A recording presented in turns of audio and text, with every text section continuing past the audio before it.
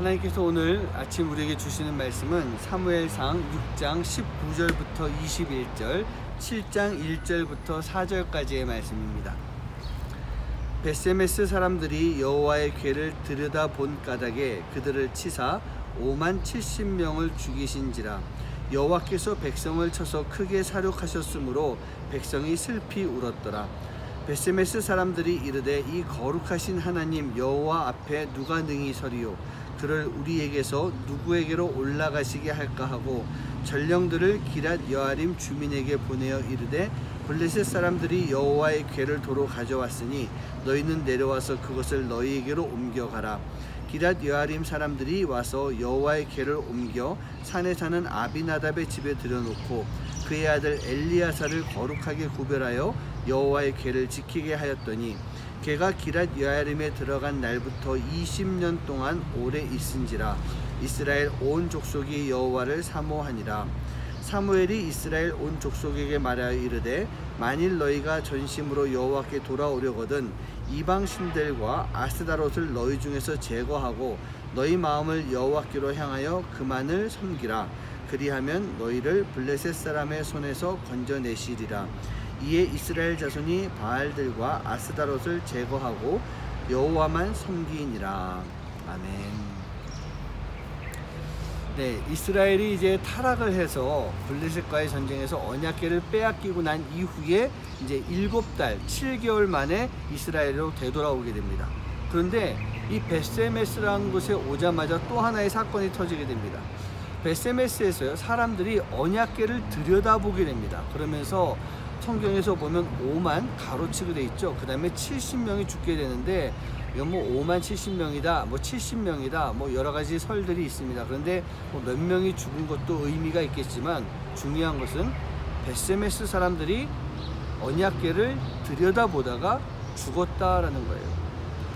법궤를 들여다본다는 것은 분명히 민수기에도 나와 있는 말씀이지만 엄격하게 금지되어 있고 법궤를 들여다보는 즉시 죽을 것이다 라고 하는 그런 하나님의 말씀이 있었습니다. 이스라엘에게 하나님의 말씀은요 이미 사라진 지가 오래되었던 것입니다. 언제부터요? 사사시대부터요. 사사기가 끝나가는 그 시대부터 하나님의 말씀이 희귀해지고 사람들은 자기 마음대로 살았기 때문에 또 법궤를 무기처럼 생각하고 살아가는 그런 모습이었기 때문에 하나님의 명령을 듣지 않고 지금까지 살아오며 블레셋에게 심판당하고 하나님에게 심판당하는 그런 시간들을 살아왔던 것입니다.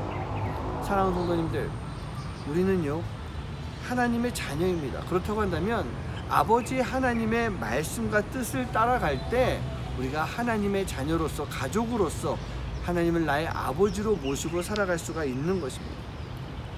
하나님 말씀을 따르지 않으면 우리는 큰 심판, 벌을 받는 것은 당연한 것입니다. 또 한 가지 벳세메스 사람들이 지은 죄는요 이런 모습 속에서도 불구하고 자신의 죄를 깊이 깨닫고 회개하는 삶을 살지 않았던 것입니다. 이 문제가 벌어지자 어떻게 되겠습니까? 우리가 말씀대로 하지 않았으니 하나님 우리를 용서하여 주시옵소서 무릎 꿇고 회개하며 하나님 앞에 제사를 드려야 될 텐데 벳세메스 사람들은요 이 언약궤를 다른 곳으로 보내려고 합니다. 기랏 여아림에 알리고 이것을 가져가라 그렇게 이야기합니다. 결국은 이 언약궤가요 기랏 여아림의 아비나답의 집으로 가게 됩니다. 아비나답이 누구인가에 대해서는 자세히 나와 있지 않습니다. 아마도 레위인 중에 한 사람이 아니었을까 그런 생각을 하면서 이 아비나답은 아들 엘리야사를 거룩하게 구분해서 이 언약궤를 지키는 일을 맡기는 것입니다. 오로지 이 언약궤만을 위해서 사역하고 언약궤를 위한 삶을 살아야 된다. 철저하게 구분하는 그런 모습을 보여주는 거예요. 그런데 바로 이때부터 그러니까 이 사무엘상 7장에 들어가는 이때부터 이스라엘이 이제 각성하는 분위기가 조성이 됩니다. 2절 말씀을 보면 이스라엘 온 족속이 여호와를 사모하니라 라는 말씀인데 여기서 이 사모는요 사랑을 뜻하는 말씀이 아닙니다. 히브리어로 말하면 나하라고 하는 뜻인데 몹시 슬퍼하다 또 큰 소리로 울부짖다 라고 하는 그런 뜻이 있습니다. 이스라엘 민족들이 이제 7장에 들어오면서 회개하면서 하나님 앞에 무릎을 꿇고 우리를 용서하여 주시기 바랍니다 라고 간절하게 구하는 모습이에요. 하나님 앞에 용서를 구하며 사모하는 그 모습을 보여주는 것입니다. 사랑하는 성도님들, 회개라고 하는 것은요, 우리가 하나님을 사모하는 마음이 있을 때 우리가 행하는 행동 중에 하나입니다. 그렇다고 한다면 우리가 회개 없는 삶을 산다는 것은 하나님을 사모하지 않는 것입니다. 기럇 여야림 사람들로 시작된 이 회개의 마음은 이제 사무엘을 통해서 전 이스라엘로 퍼져나가게 됩니다. 사무엘이 오늘 무슨 권면에 말씀합니까? 너희들 안에 있는 우상을 제거하라고 합니다. 성도님들, 이게 말이 됩니까? 이스라엘이에요. 하나님이 세우신 나라이고 하나님의 민족입니다. 그런데 그 이스라엘이 지금까지 우상을 섬기며 살아왔다는 얘기예요.